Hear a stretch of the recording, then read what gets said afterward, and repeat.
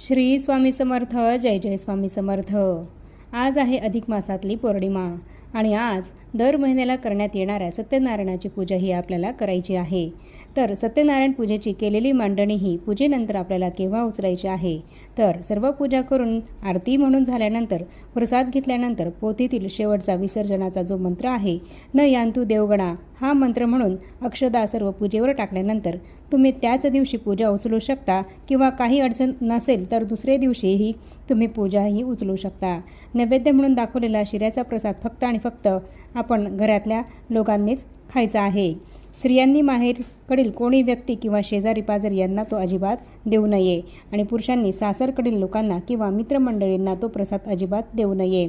असं केल्याने आपले पुण्य हे दुसऱ्यास जात असते आणि म्हणून ही चूक आपल्याला चुकूनही करायची नाही आहे.